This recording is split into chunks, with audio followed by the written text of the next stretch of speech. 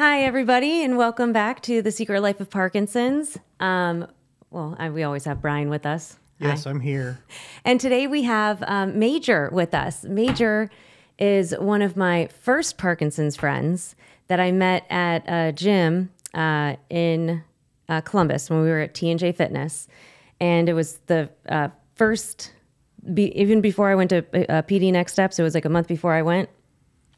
Because I was already working out at that gym, and I found out that they had a boxing class on Wednesdays at that gym. So I met Major there for the first time 5 years ago, and we wanted to bring him on and talk to him and his wife, Caroline, and talk about specifically, he's on Duopa. So remember how we've gotten... That's the pump, right? Yeah, that's the pump that I think you do. Actually, we're going to learn a little bit more about it directly from the both of you. So welcome, you guys. Thank you so much for coming on. Yeah.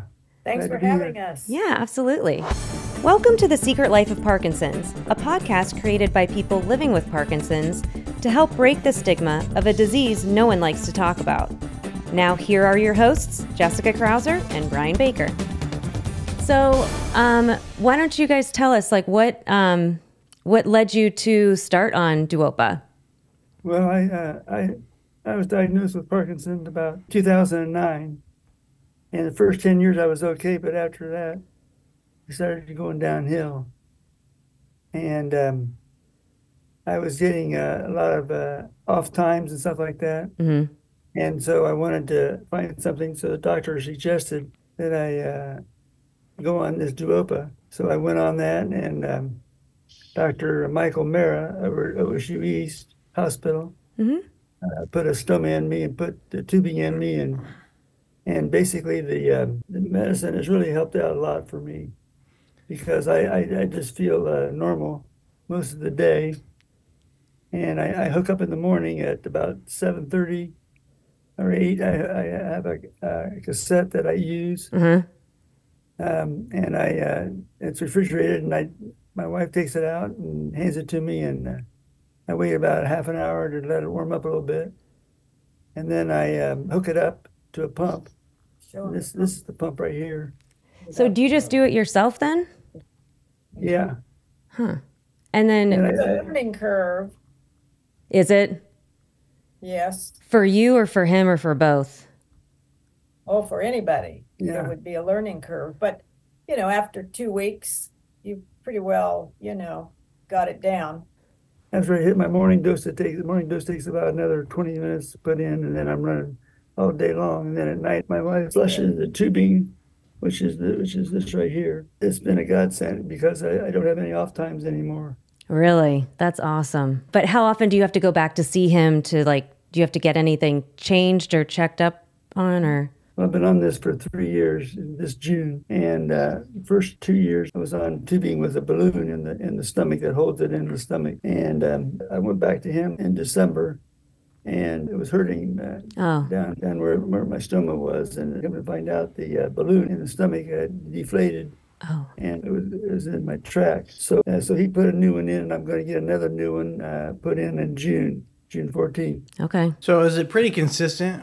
So you don't get highs and lows, or you just don't get lows, or? No, just have to watch out. I don't get it up too high because they can tell when I'm up too high.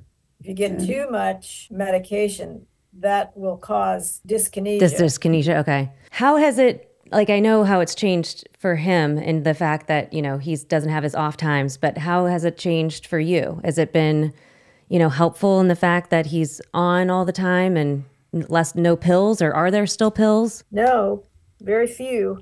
I mean, it's been better because of our meals. I don't have to worry about trying to eat 2 hours before or 2 hours after or what he eats. He doesn't have any trouble really swallowing. He just eats normal food.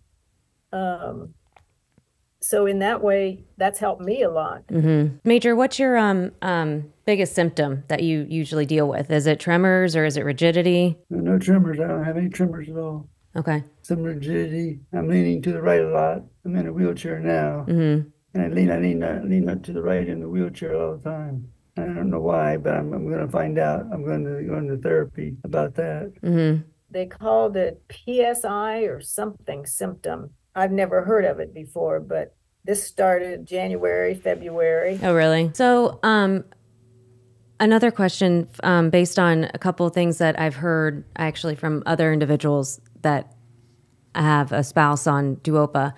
Have you had to go to the hospital for any reason, and they had to deal with, you know, just not even for Duopa, but just for something, and they had to do something with Duopa because you had that pump, or have you not been to the hospital since you've had this? I went to the hospital a year and a half ago to have reverse shoulder operation put on. And I had to remind them to give me my cassette pump out of the refrigerator in the room. Yeah. We had to make sure that somebody, the nurses, wherever we were, they understand this Duopa system. Right.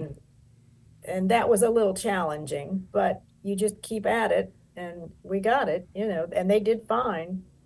But it's one of those things that you have to be your own advocate, because I think that's the issue that I found with somebody at one of the conferences I was at, and they were asking about Duopa, and they said their spouse went to the hospital and they had Duopa, but nobody knew how to work it, and they said they weren't allowed to or something, just like a feeding tube is, like you can't. I don't know if they're not allowed to like do something with it, but. Yeah, we're really get the medication. Yeah. You order the medication. Right, it's just a different medication. But you administer it yourself, right? Like once you get it, you're able to do it. Yeah, he's learned how to make adjustments and everything. That's awesome. But Maurice, the movement specialist, she's worked with him. And, you know, like I said, it's a learning process. Trial and error, you know.